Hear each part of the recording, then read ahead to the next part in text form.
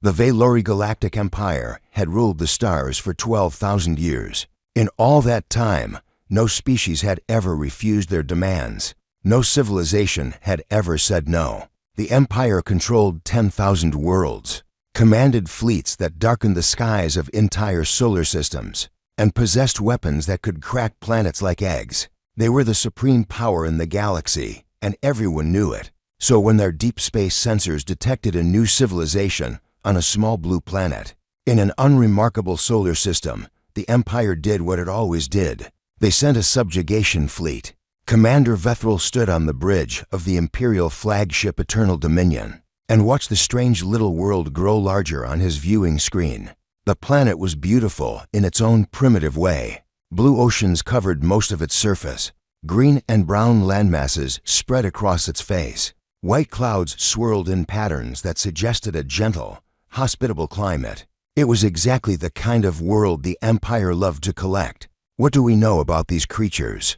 Vethril asked his intelligence officer. The officer, a thin Valori named Synth, consulted his data tablets. They call themselves humans, Commander. They appear to be a young species. Our scouts estimate their civilization is only a few thousand years old. They have recently developed basic space travel. They have established small colonies on their moon and on the red planet nearby. Weapons, primitive nuclear devices, chemical propulsion rockets, some basic energy weapons on their orbital stations. Synth made a dismissive gesture with his four-fingered hand. Nothing that could scratch our hull paint.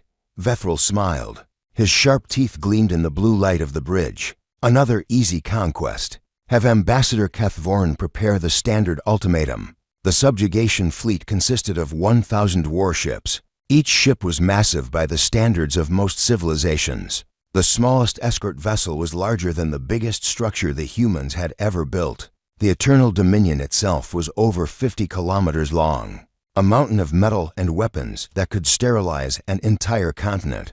With a single sustained blast from its main cannon, the fleet arranged itself in a perfect sphere around the human solar system. Every approach, every escape route, every possible path to freedom was blocked by warships bristling with planet-killing weapons. It was the standard intimidation formation. Most species surrendered the moment they saw it. Ambassador Kethvorin was a tall Valori with silver scales and cold yellow eyes. He had delivered the ultimatum to 37 species before this one. 37 times he had watched primitive creatures tremble and beg and eventually submit. He expected nothing different from these humans. He transmitted his message on all frequencies, making sure every human on every world and station would hear his words. Attention, species designated human. I am Ambassador Kethvorin of the Valori Galactic Empire. Your solar system is now under Imperial jurisdiction. You will surrender all military assets within 12 standard hours. You will accept permanent vassal status under Imperial law. Your leaders will present themselves aboard our flagship to receive their collars of servitude. Resistance is impossible. Compliance is mandatory. This is your only warning. Kethvorin ended the transmission and leaned back in his chair. He expected panic. He expected frantic communications between human governments. He expected the usual desperate attempts to negotiate or plead for mercy. What he received instead confused him. The response came within an hour. A single human appeared on his viewing screen. She was a small creature by Valori standards, with brown skin and dark hair and eyes that seemed to sparkle with some private amusement. She wore a simple uniform with no obvious rank insignia. When she spoke, her voice was calm and pleasant. Ambassador Kethvorin, thank you for your message. My name is Dr. Sarah Chen. I represent the United Earth Council. We have received your ultimatum, and we appreciate you taking the time to contact us directly. Kethvorin waited for the fear, for the trembling, for the desperate negotiation that always came next. We would like to request a brief extension, Dr. Chen continued. 72 of our hours. We need time to discuss this matter among ourselves and prepare our response. I'm sure you understand that this is an important decision for our species. The ambassador blinked his yellow eyes. You want time to discuss? Yes, please. 72 hours should be sufficient. We'll contact you again then with our answer. She smiled at him. It was a warm, friendly smile. Is there anything else you need from us in the meantime? Refreshments for your cruise, perhaps? We would hate to be poor hosts. Keth Voren did not know what to say. In his entire career, no species had ever offered him refreshments. No species had ever smiled at him. Most species were too busy crying or screaming or trying to launch futile attacks against his fleet. 72 hours, he said finally. You have 72 hours. After that, we will begin the subjugation process with or without your cooperation. Wonderful.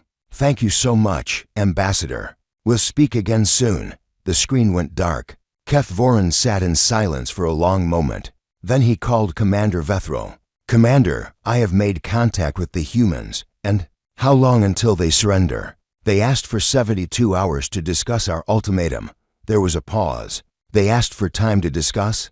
They're not panicking? They're not begging? No, Commander. The human I spoke with seemed relaxed. She offered us refreshments. Another long pause. They're probably in shock. Primitive species sometimes react strangely to first contact with a superior civilization. They'll come around. They always do. Yes, Commander. I'm sure you're right.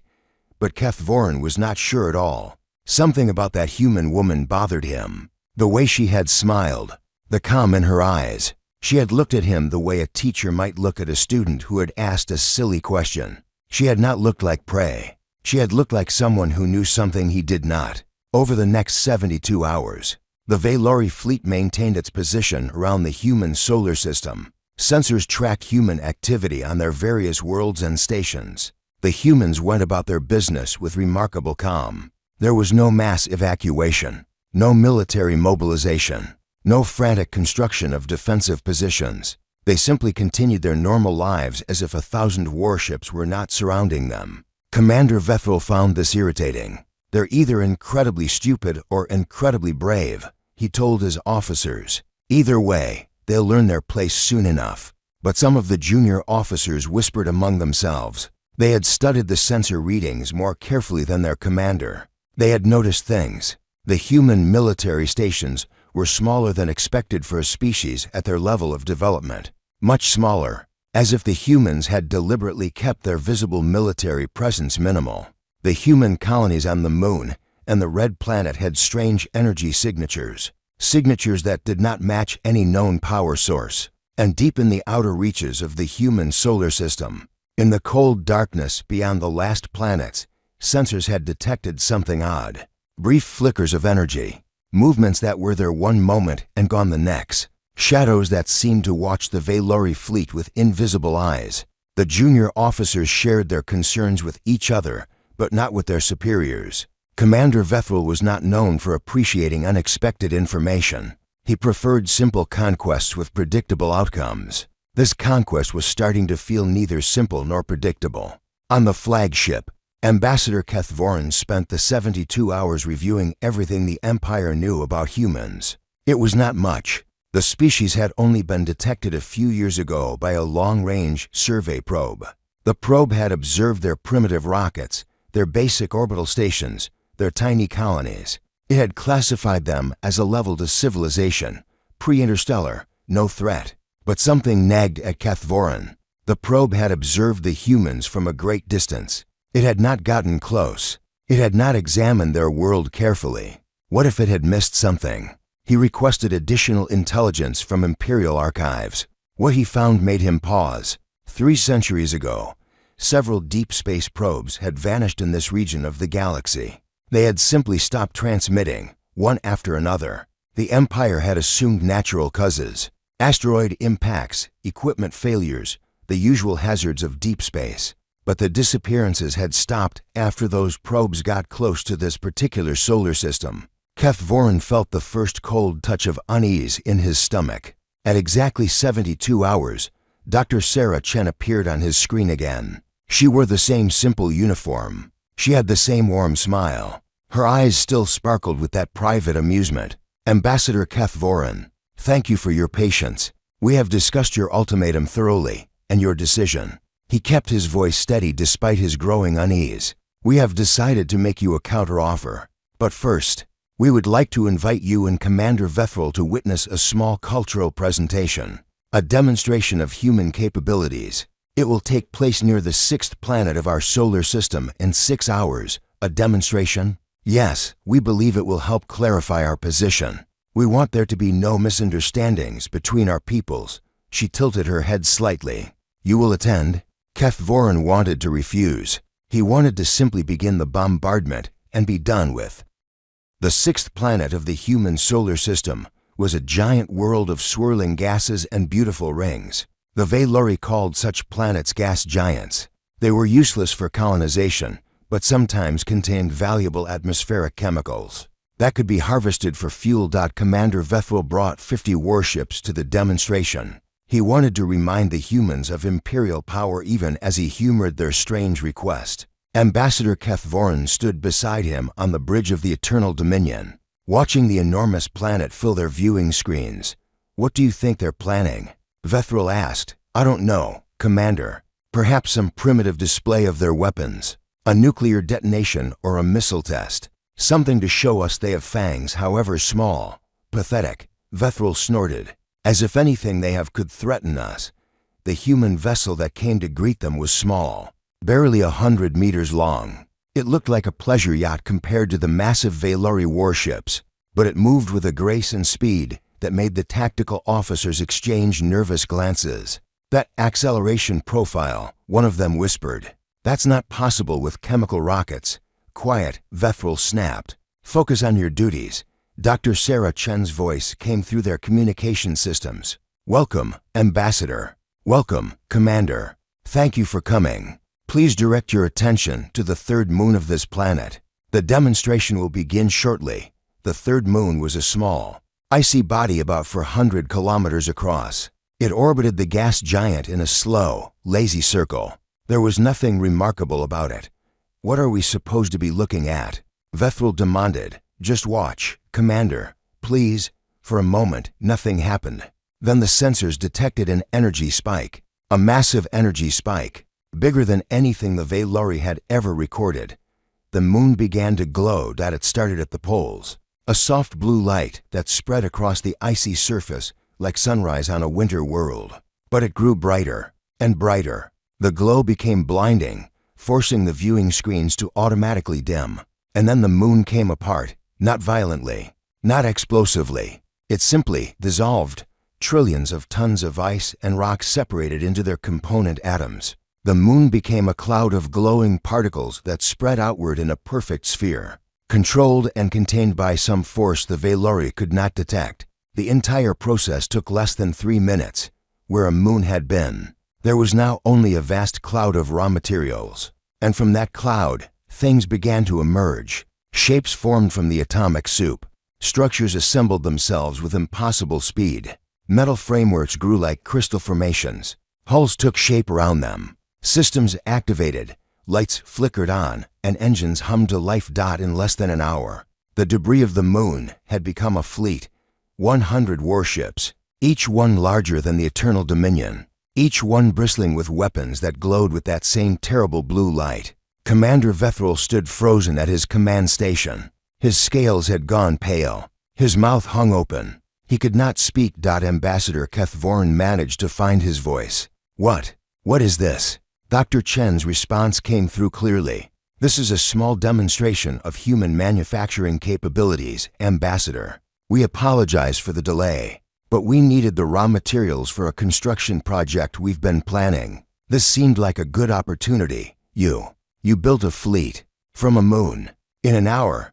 Yes, 100 ships to match approximately 10% of your current force. We didn't want to seem aggressive by building too many. There was gentle amusement in her voice. We could build more if you'd like. There are many moons in this solar system. Vethril finally found his voice. It came out as a croak. That's impossible. That technology doesn't exist. It can't exist. And yet, Commander, you just watched it happen. Your sensors recorded everything. Would you like us to do it again? Perhaps with the rings this time? There's quite a lot of material there. Kethvorin's mind raced. He tried to understand what he had witnessed. The Valori had molecular assembly technology. They could build structures atom by atom if they needed to. But it was slow, expensive, and limited to small objects. What the humans had just done was something else entirely. Something that operated on a scale the Empire could not imagine. How? He asked. How do you have this technology? Our surveys indicated you were a primitive species, pre-interstellar, limited to chemical rockets and nuclear weapons. We are very good at hiding, Ambassador. But why? Why hide? Why pretend to be weak? There was a pause before Dr. Chen answered. When she spoke, her voice had lost some of its warmth. Because we have been watching you, Ambassador. We have been watching the Valori Empire for a very long time. And we wanted to be sure. We wanted to be absolutely certain of what you were before we revealed ourselves. What we are. Conquerors, enslavers, destroyers. Each word fell like a hammer blow. For 300 years, we have watched your empire spread across the galaxy. We have watched you crush civilization after civilization. We have watched you put collars on thinking beings and make them property. We have watched you break worlds that refuse to submit. Vethral's scales flushed dark with anger. We bring order to the galaxy. We bring peace through strength. The species we subjugate benefit from imperial protection and guidance. They benefit from slavery. The warmth returned to Dr. Chen's voice, but now it was the warmth of a fire. Tell me, Commander, do you believe that? Have you ever asked any of your subject species if they feel grateful for their chains? I don't need to ask. The Empire knows what is best for lesser species. Lesser species. Dr. Chen laughed softly. It was not a cruel laugh. It was a tired laugh. The laugh of someone who had heard the same justification too many times. Commander, look at the fleet in front of you. Look at what we built in an hour from a single small moon. And ask yourself, which species is lesser here? Silence fell over the bridge of the Eternal Dominion.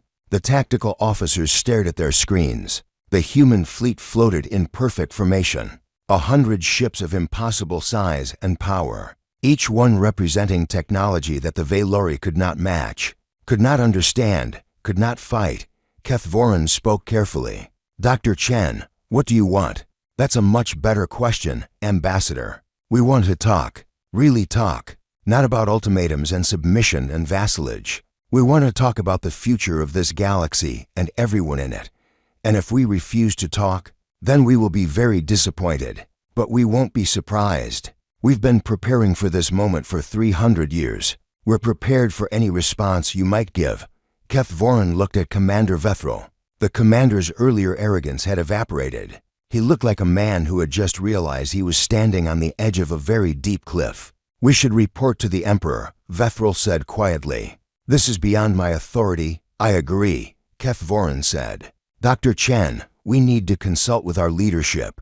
The Emperor himself will need to be informed of these developments. Of course, Ambassador. Take all the time you need. We've been waiting for 3 centuries. A few more days won't matter. She paused. But while you're making your report, I have a question for you to consider. What question? Why do you think we hid?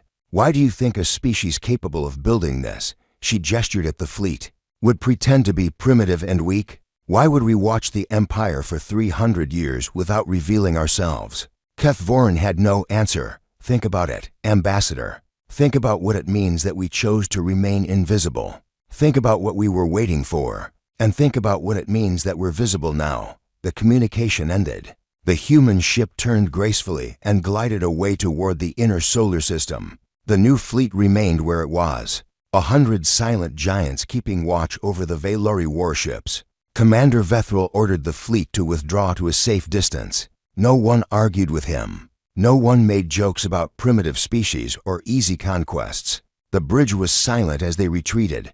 Keth Voran remained at the viewing window for a long time, watching the human fleet shrink in the distance. The question Dr. Chen had asked burned in his mind. Why had they hidden? Why had they watched for so long? The answer came to him slowly, like cold water seeping through cracks in stone. And when he understood, he felt fear like he had never felt before.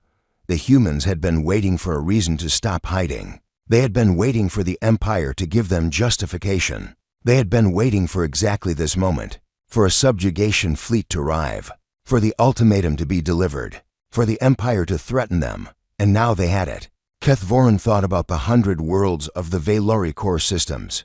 He thought about the 10,000 worlds of the Empire. He thought about the slave species laboring on 1,000,000 planets. And he wondered what the humans were really planning, whatever it was. He suspected the Empire was not going to like it. Not at all.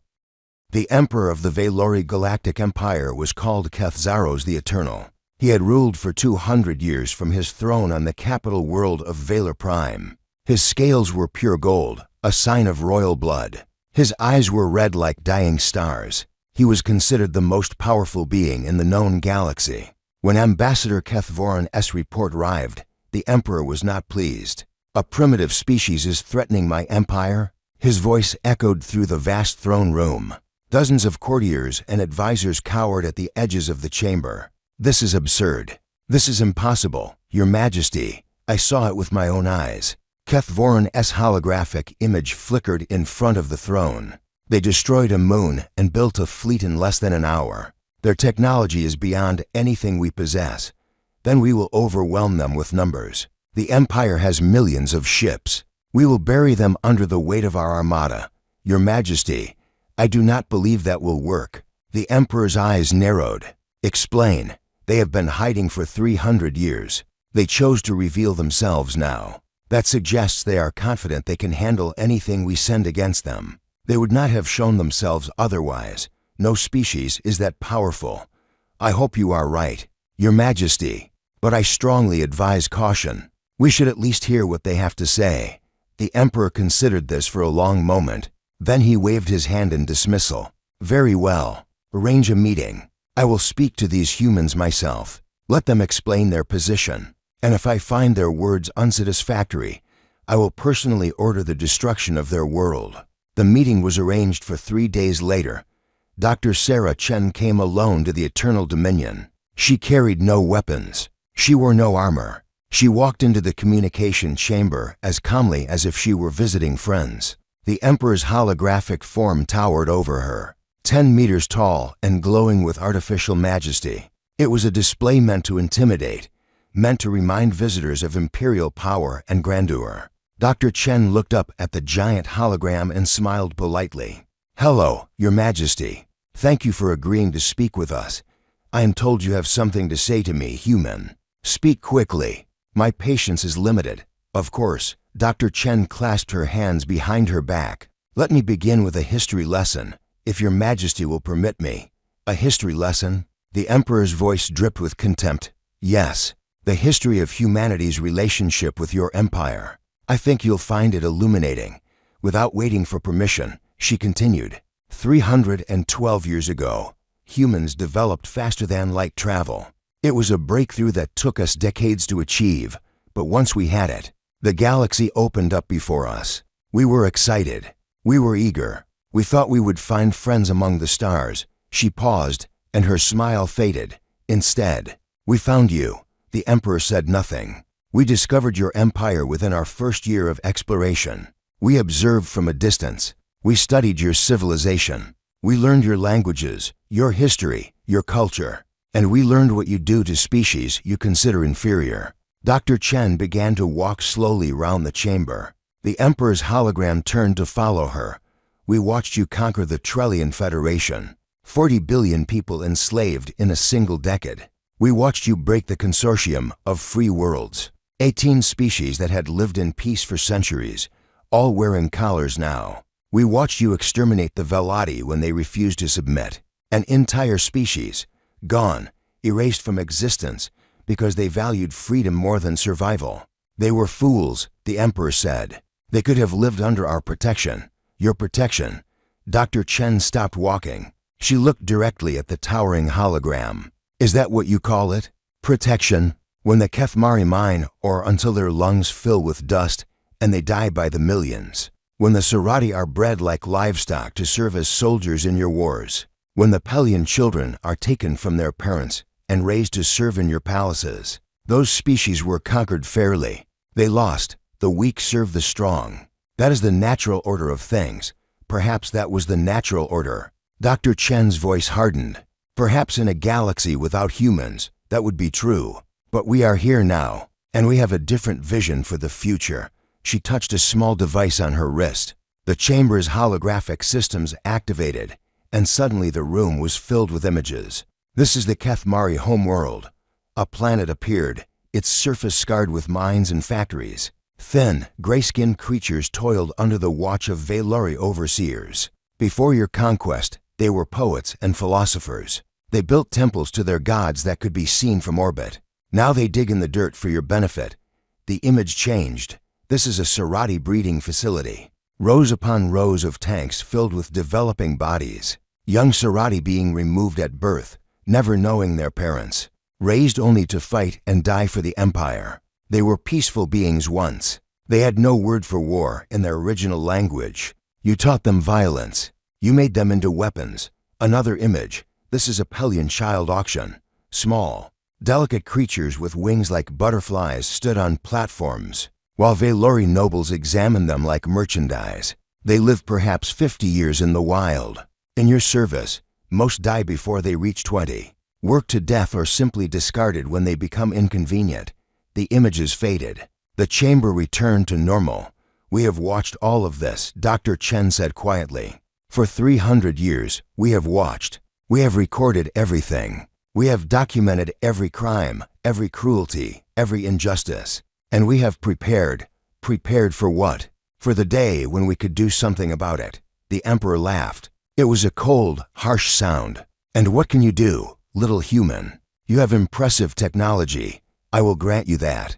But the Empire spans 10,000 worlds. We have trillions of loyal subjects. We have military forces beyond counting. What can one species, hiding on one small planet, do against all of that? Dr. Chen smiled again. But now there was something different in that smile. Something sharp. Something dangerous. Your Majesty, you asked why we hid for so long. Let me answer that question now. She held up her hand. A small holographic display appeared above her palm. This is a map of your empire. Every world, every station, every outpost. Would you like to know what else it shows? She did not wait for an answer.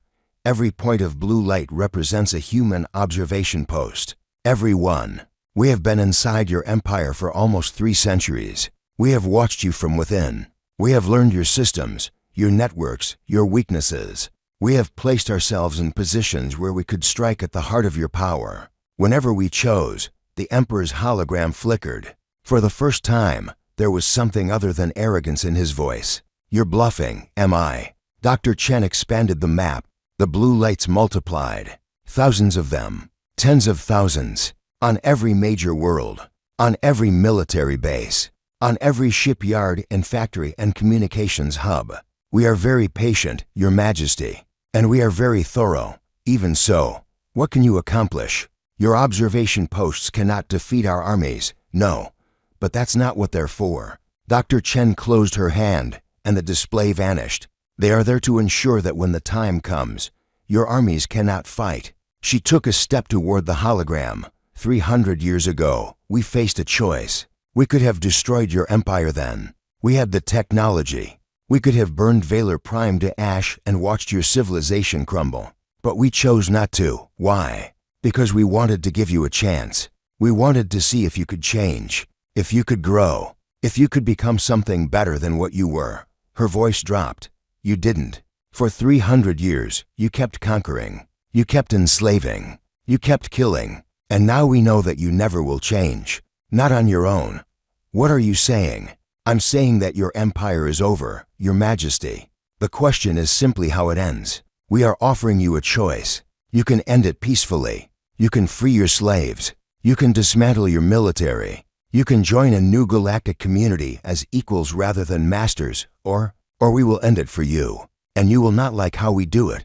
The Emperor's hologram blazed with light. His voice boomed through the chamber. You dare threaten me? You dare threaten the Valori Galactic Empire?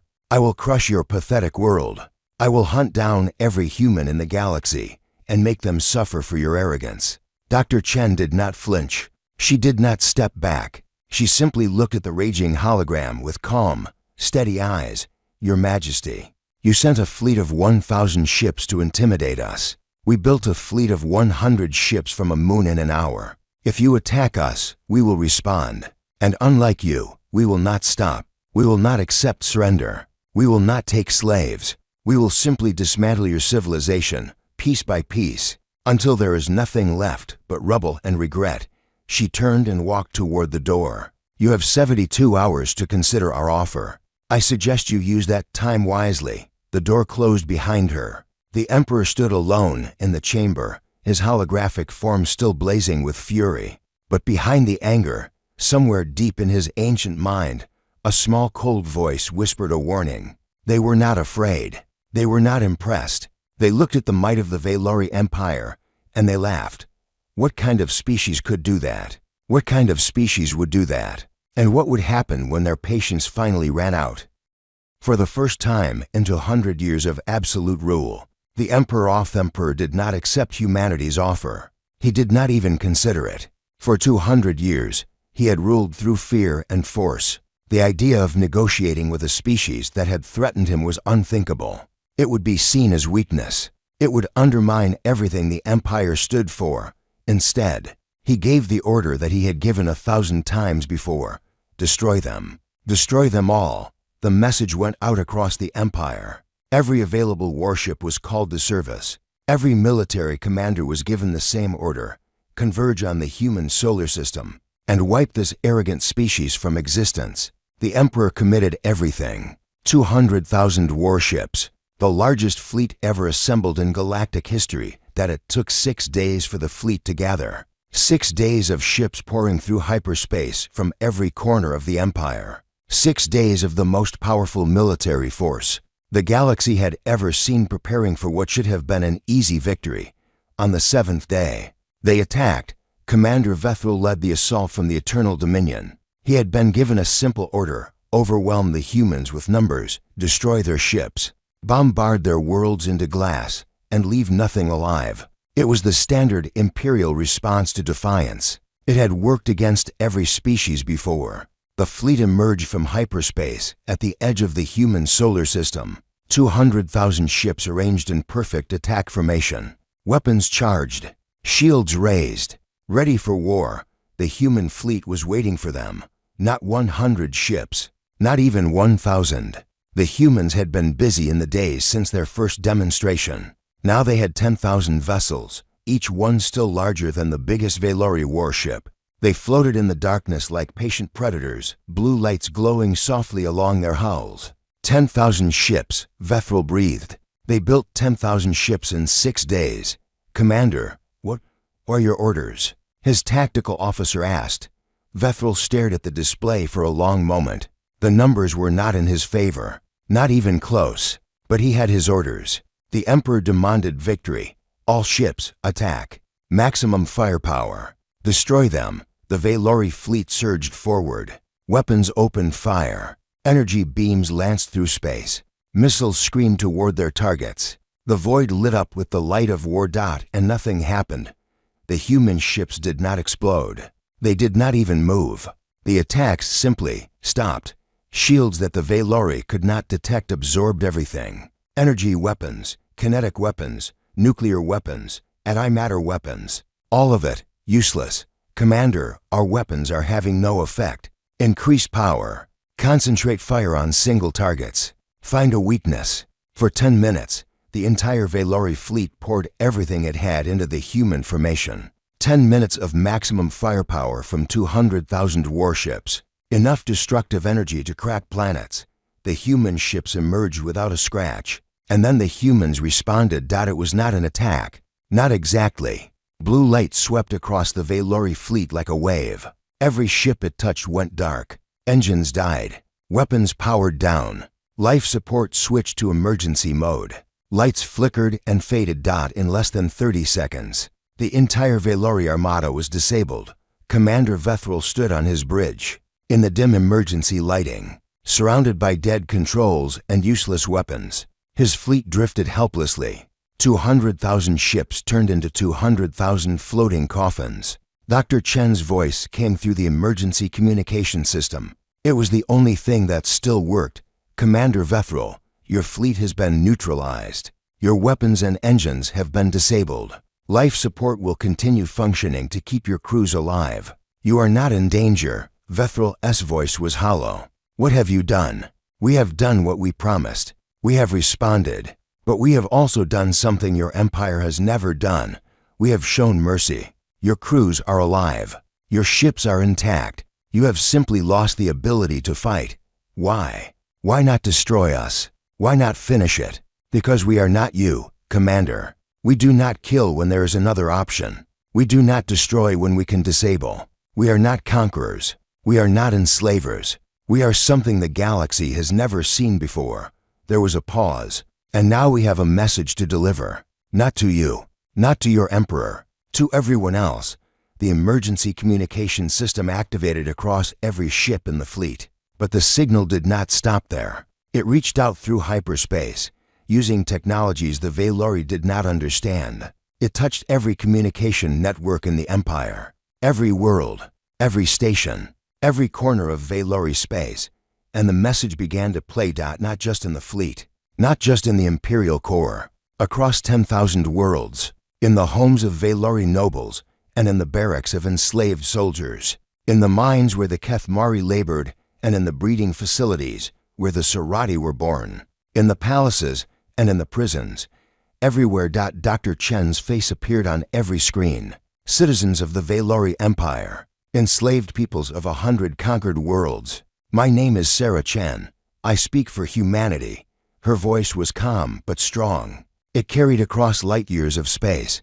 For 12,000 years, the Valori Empire has ruled this galaxy through fear and force. They have told you that this is the natural order, that the strong must rule the weak, that freedom is a privilege granted by masters, not a right belonging to all thinking beings. She shook her head slowly. They were wrong. They have always been wrong. And now we are here to prove it. The image shifted. It showed the disabled Valori fleet, to 100,000 ships drifting helplessly in the void. 1 hour ago, the Empire sent its largest fleet to destroy us. Every ship, every weapon, every soldier they could gather. This was their answer to our offer of peace. This was their response to our request for negotiation. The image shifted again, showing the human fleet, intact and powerful. We stopped them. All of them. Every ship. Every weapon. In less than a minute. And we did it without killing anyone. Not one Valori soldier died in this battle. Not one. She paused to let that sink in. The Empire's power is broken. Their fleet is disabled. Their weapons are useless. They can no longer threaten you. They can no longer hurt you. They can no longer keep you in chains. Across the Empire, enslaved species looked at each other in disbelief. Could it be true? Could the unbreakable might of the Valori finally be broken? We are not here to conquer you, Dr. Chen continued. We are not here to rule you. We are here to offer you a choice that has been denied to you for generations, a choice that should belong to every thinking being in the universe. Her voice grew stronger. You can be free. You can govern yourselves. You can build your own futures without masters, without chains, without fear. All you have to do is stand up and claim what is rightfully yours on 1,000 worlds. The message resonated. The Kethmari in their minds, the Serati in their barracks, the Pelians in their servitude, the dozens of other species who had lived under the Valori boot for centuries or millennia. They had always dreamed of freedom. They had always whispered about rebellion in the dark corners where overseers could not hear. But they had never had hope. The Empire was too strong. Resistance was futile. Better to accept chains than to die fighting. But now the Empire was not strong. Now the humans had proven that the Valori could be defeated. Now there was hope. The Emperor will try to restore his control, Dr. Chen said. He will try to intimidate you back into submission. He will threaten and bluster and rage. But his threats are empty now. His power is gone. All that remains is the choice you make. She spread her hands. Stand up. Be free. Build something better. We will help you if you ask. We will protect you if you need it. But the choice must be yours. Freedom cannot be given. It must be taken. The message ended. Across the Empire, silence fell. A silence that lasted only moments before it was broken by voices. Voices that had been quiet for too long. Voices that had been afraid for too long. On the Kethmari homeworld, miners looked at their overseers and saw fear in Valori eyes for the first time in history. They set down their tools. They stood straight. And they walked out of the mines on a Serati military base. Soldiers who had been bred for war realized that they no longer had to fight for masters they hated. They turned to their Valori commanders and spoke words that had been forbidden for generations. No more, on Pelian worlds, in the houses of nobles. Small winged servants looked at their owners and saw that the power balance had shifted. The nobles could shout and threaten, but there were no soldiers coming to enforce their commands. There was no imperial fleet to crush dissent. There was only fear, and fear was not enough anymore. The rebellion did not happen all at once. It grew slowly at first, then faster. World after world, the enslaved species rose up, not with violence, usually. The Valori military was paralyzed, their ships and weapons disabled by technology they could not understand. The overseers and nobles fled or surrendered. The slaves became free people on the Eternal Dominion. Commander Vethril watched the reports come in. Rebellion on the Kethmari worlds, uprising on Sarati Prime, liberation movements spreading across every sector of the Empire. His communication officer turned to him with a pale face. "Commander, the Emperor is trying to reach us. Put him through." The Emperor's holographic form appeared on the bridge. He looked different now, smaller somehow. The golden scale. The Valori Galactic Empire fell in 17 days. That it was not a violent collapse. There were no great battles, no orbital bombardments, no cities reduced to rubble. The humans had seen to that.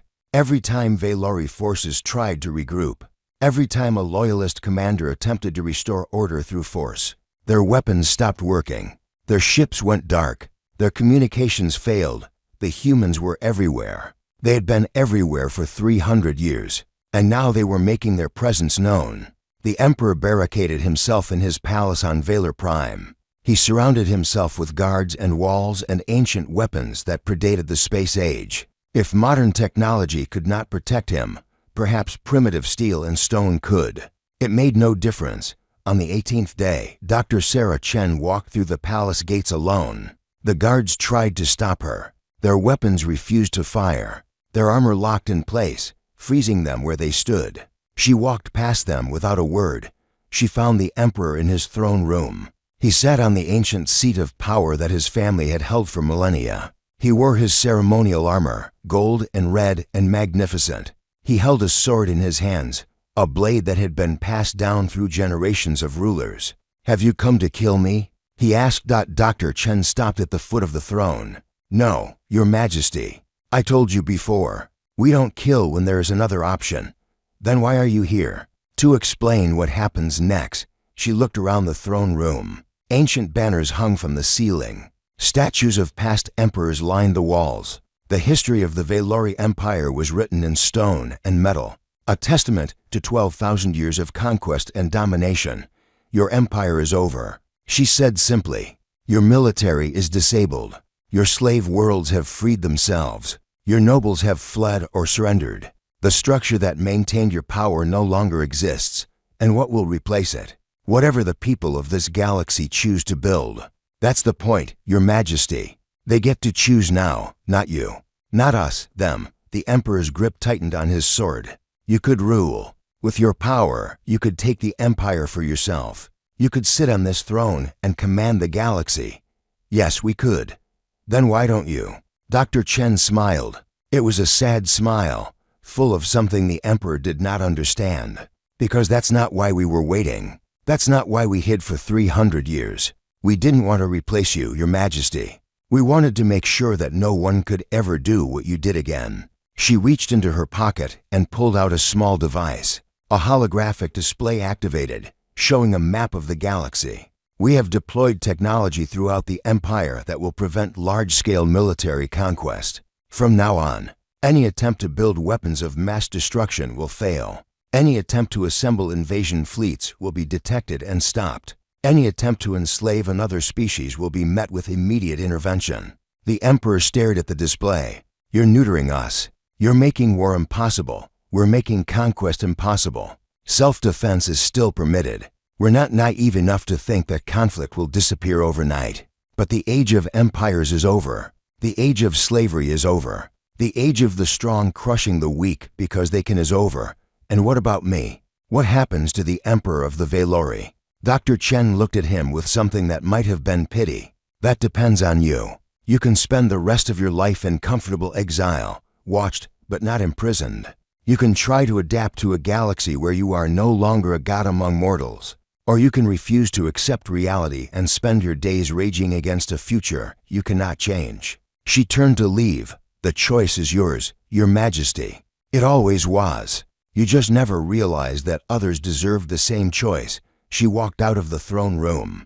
She walked through the palace halls, past frozen guards and abandoned posts. She walked out into the sunlight of Valor Prime, where crowds had gathered in the streets.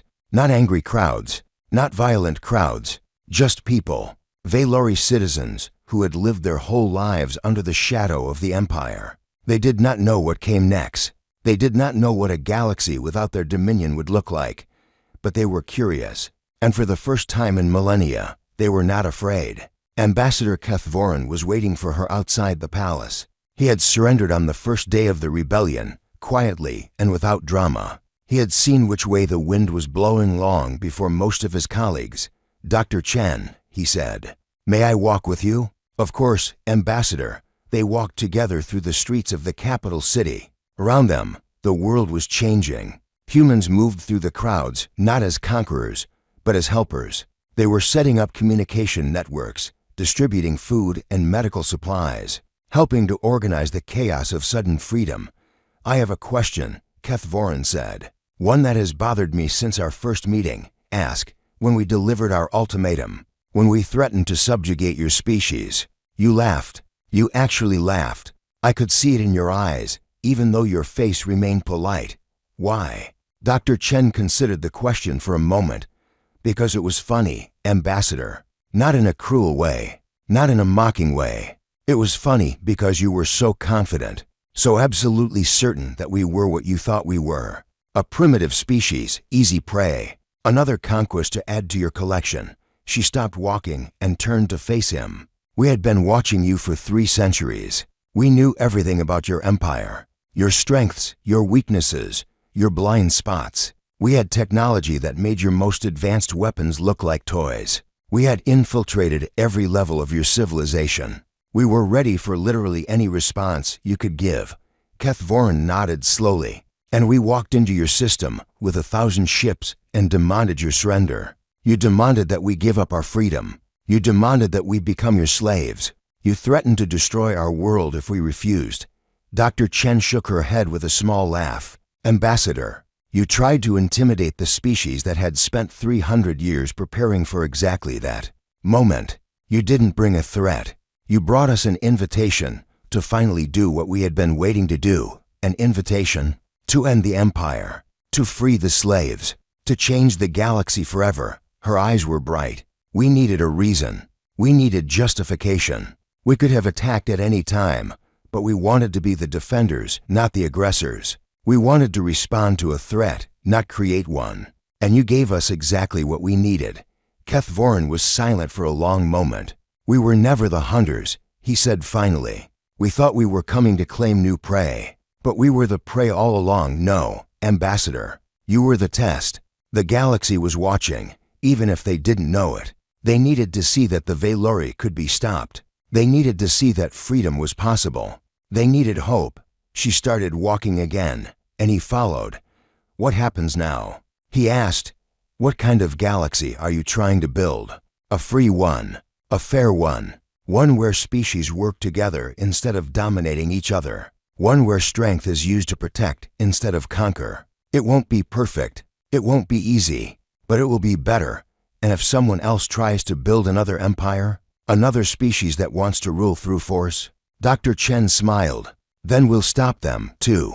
That's the promise we made when we decided to stop hiding. We will never allow another species to suffer what the Valori made others suffer. We will never allow slavery to return to this galaxy. We will never allow conquest to go unchallenged forever." For as long as we exist, they reached a plaza where a crowd had gathered. Humans and Valori and members of newly freed species stood together, watching something.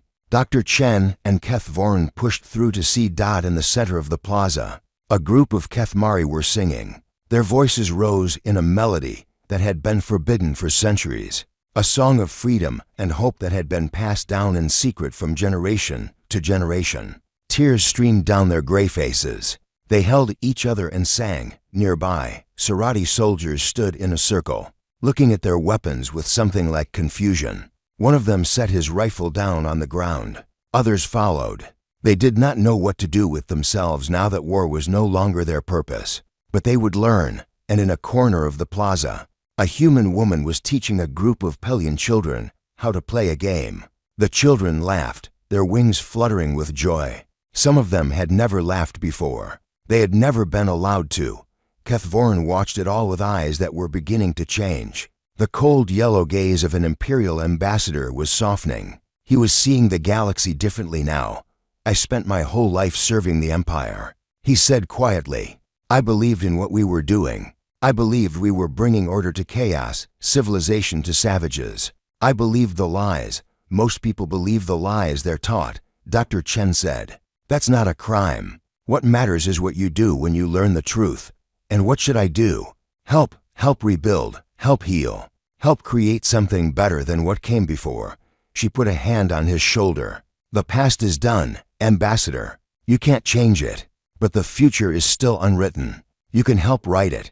Kethvorin looked at the singing Kethmari. He looked at the confused Serati. He looked at the laughing Pelian children. And for the first time in his long life, he made a choice that was truly his own. I will try, he said. Dr. Chen nodded. That's all any of us can do.